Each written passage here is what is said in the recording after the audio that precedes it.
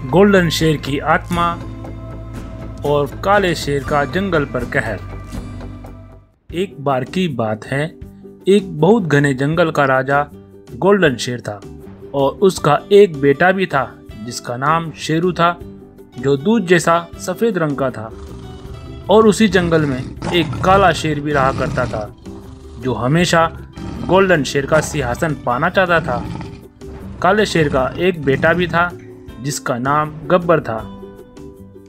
फिर एक बार गोल्डन शेर का बेटा शेरू अपने पिताजी से कहता है, पिताजी पिताजी, मेरा हिरन का मांस खाने को बहुत मन कर रहा है। क्या आप मेरे लिए ताजे हिरन का मांस ला सकते हैं?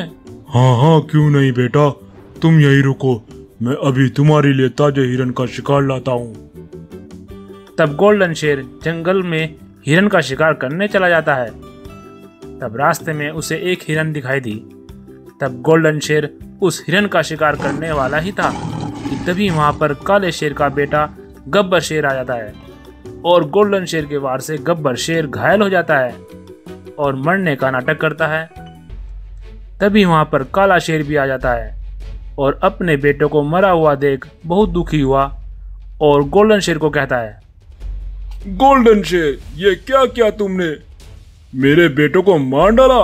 मैं तुम्हें श्राप देता हूँ, जैसा मेरा बेटा मरा है वैसे ही तेरा बेटा भी मर जाए। अरे नहीं नहीं काले शेर, अपने शब्द वापस ले लो। तुम्हारा बेटा गलती से मेरे सामने आ गया था, मैं तो हिरन का शिकार करने वाला था। तो ठीक है, मैं अपने शब्द वापस लेता हूँ, लेकिन इसके लिए तुम्हें मेरी सेवा करनी होगी, जैसे मेरा बेटा मेरी सेवा किया करता था। ठीक है, मुझे ये मंजूर है। अब गोल्डन शेर काला शेर की सेवा करने लगा और काला शेर गोल्डन शेर से शिकार करवाया करता था और काला शेर बड़े मजे से और आराम से रहता था। फिर एक दिन काले शेर का बेटा गब्बर शेर मिलने आता है, क्योंकि उस दिन गब्बर शेर मरा नहीं था बल्कि उसने मरने का नाटक किया था। यह इन दोनों का प्लान था गोल्डन शेर को अपने वश में करने का। पिताजी, कब तक मैं तुमसे छुप छुप कर मिलता रहूंगा? अब तो गोल्डन शेर तुम्हारे कब्जे में है, तो उसका सिंहासन छीन क्यों नहीं लेते? हाँ बेटा, बस अब तो वो वक्त आ गया है, आज उसका मैं काम तमाम कर दूंगा। बस अब तुम छुप जाओ, जब वे यहाँ आएगा तब हम दोनों उस पर वार कर देंगे। और इधर शेरू अपने पिताजी गोल्डन शेर से पूछता है, पिताजी, आप रोजाना कहाँ जाते हैं और बहुत देर बाद लौटते हैं? क्या कोई बात है तो मुझे बताओ। नहीं नहीं बेटा, जंगल में मेरा दोस्त है, बस उसी से रोजाना मिलने चला जाता हूँ।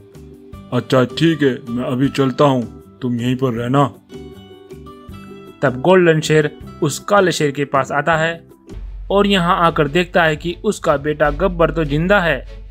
तब वे काले शेर से कहता है, काले शेर, तुम्हारा बेटा तो जिंदा है, क्या तुम मुझे इतने दिनों तक बेवकूफ बनाते रहे हो? हा हा हा हा हा, तुम्हें क्या लगा मेरा बेटा गब्बर इतनी आसानी से मर जाएगा? अरे ये तो हमारी चाल थी तुम्हारा सिंहासन छीनने की, क्योंकि अब सभी जानवर तुमसे नफरत करने लगे हैं, क्योंकि मैंने तुमसे इतने जानवरों का बेवजह शिकार जो करवाया है। गद्दार, मैं तुम्हें नहीं छोड़ूंगा। तब गोल्डन शेर और काला शेर में लड़ाई शुरू हो जाती है, लेकिन गब्बर शेर ने पीछे से गोल्डन शेर पर हमला कर दिया और दोनों बाप बेटों ने मिलकर गोल्डन शेर को मार दिया। तब गब्बर शेर अपने पिताजी काले शेर से कहता है, पिताजी, अब हमें कोई नाटक करने की जरूरत नहीं है, क्योंकि अब यहाँ का राजा मारा गया है। अब इस जंगल के जानवरों को हमारी बात माननी ही होगी। तब दोनों मिलकर जंगल के जानवरों को मारने लगते हैं और सभी जानवर इनके डर से भागने लगते हैं। तभी दौड़कर एक हाथी सफेद शेर के पास आया और बोला, शहजादे शेरू, हमारे राजा गोल्डन शेर मारे गए और अब वे काला शेर और उसका बेटा मिलकर जंगल में तबाही मचा रहे हैं, कुछ करो शहजादे। ये सुनकर शेरू दौड़कर उनके पास पहुंचा और बोला, रुक जाओ दुष्ट पापी शेर, जानवरों को मारना बंद करो और मुझसे मुकाबला करो। आओ आओ सफेद शेर, हम तो तुम्हारा ही इंतजार कर रहे थे। अब हम दोनों मिलकर तुम्हें भी तुम्हारे पिताजी के पास पहुंचा देते हैं। तभी दोनों मिलकर सफ़ेद शेर पर हमला कर देते हैं। सफ़ेद शेर इन दोनों का मुकाबला नहीं कर पाया और वहीं पर बेहोश हो जाता है। तभी वहां पर अचानक से गोल्डन शेर की आत्मा प्रकट हो जाती है और सफ़ेद शेर के शरीर में प्रवेश कर जाती है, जिससे सफ़ेद शेर में बेशुमार ताकत आ जाती है। तब सफ़ेद शेर ने अपनी ताकत से काले शेर और उसके बेटे गब्बर शेर को जान से मार देता है और अब गोल्डन शेर की आत्मा सफ़ेद शेर के शरीर से निकल जाती है और उससे कहती है, बेटा शेरू, मेरा आशीर्वाद हमेशा तुम्हारे साथ रहेगा। अब तुम ही इस जंगल की सेवा करोगे और अपना ध्यान रखना। अब मैं चलता हूँ। और अब गोल्डन शेर की आत्मा वहां से गायब हो जाती है। तो इस तरह से गोल्डन शेर ने अपने बेटे की रक्षा की और अब सफ़ेद शेर अपने इस प्यारे से जंगल की रक्षा करने लग जाता है। ऐसी ही और अमेजिंग कहानियों के लिए हमारे चैनल को सब्सक्राइब करें और वीडियो को लाइक करना ना भूलें। धन्यवाद। एक बार की बात है, एक जंगल में बहुत ही जोरों से आंधी तूफान के साथ बारिश आती है। उस जंगल के जानवरों में भगदड़ मच जाती है और उसी भगदड़ में बाघ और बाघिन एक पेड़ के नीचे आकर मर जाते हैं और उनका एक बेटा बंटी बाघ एक गुफा में छिप जाता है, जिस वजह से ये बच जाता है। और अब बारिश रुक जाती है। तब बंटी अपने माता पिता के पास आता है और जोर जोर से रोने लगता है। माँ, पिताजी उठो, ये तुम्हें क्या हो गया है? माँ, पिताजी उठो। बंटी यूं रो ही रहा होता है कि तभी वहां पर जंगल का राजा शेर आता है, जिसका नाम शेर खान था। बाघ और बाघिन को मरा हुआ देख और बंटी को यूं रोता देख शेर खान की आंखों में आंसू आ जाते हैं। तब वे बंटी से कहता है, बेटा बंटी, मुझे बहुत अफसोस है कि तुम्हारे माता पिता इस आंधी तूफान में मर गए हैं। भला होने को कौन टाल सकता है? जी महाराज, अब मैं इस जंगल में बिल्कुल अकेला हो गया हूँ। अब मैं किसके साथ रहूंगा? बंटी बेटा, रो नहीं। आज से मैं तुम्हारा पिता हूँ और तुम मेरे साथ रहोगे।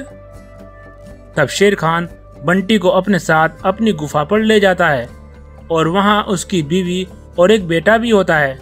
तब शेर खान की पत्नी शेरनी बोली, अरे महाराज, आप कहाँ गए थे और ये बाघ का बेटा आपके साथ क्या कर रहा है? शेरनी, कल जो आंधी तूफान के साथ बारिश आई थी, उसमें इसके माँ बाप और कई जानवर भी मारे गए। अब ये बिल्कुल अकेला रह गया था, इसलिए मैं इसे अपने घर ले आया हूँ और आज से ये हमारा बेटा बनकर रहेगा। शेरनी बाघ को देखकर बहुत खुश हो जाती है और उसे अपना बेटा स्वीकार कर लेती है और शेरनी अपने बेटे शेरू से कहती है, बेटा शेरू, आज से बंटी तुम्हारा भाई है। तुम दोनों एक ही साथ रहना और मुसीबत आने पर एक दूसरे की सहायता करना। लेकिन शेरू को बिल्कुल भी खुशी नहीं थी। वह बंटी बाघ को अपना भाई स्वीकार नहीं करता है और मन ही मन उससे जलता था। फिर एक दिन बंटी शेरू से कहता है, शेरू भाई, चलो जंगल में जाकर खेलते हैं, बहुत मजा आएगा। बंटी, मैं तुम्हारा भाई नहीं हूँ, इसलिए मुझे भाई मत कहो। तुम तो अनाथ हो और अनाथ ही बनकर रहो, मेरा भाई बनकर नहीं, समझे? शेरू की ये बातें शेरनी सुन लेती है और उनके पास आकर बोलती है, शेरू बेटा, ये तुम कैसी बातें कर रहे हो? बंटी अब हमारे परिवार का हिस्सा है। तुम्हें बंटी से ऐसे बात नहीं करनी चाहिए। चलो अभी माफी मांगो अपने भाई से। लेकिन शेरू माफी मांगने के बजाय वहां से गुस्से से चला जाता है और अब काफी देर हो चुकी थी और शेरू वापस घर नहीं आया। तब शेर खान शेरनी से कहता है, अरे शेरनी, शेरू बेटा कहाँ गया? शाम हो गई है और वो अभी तक घर नहीं आया।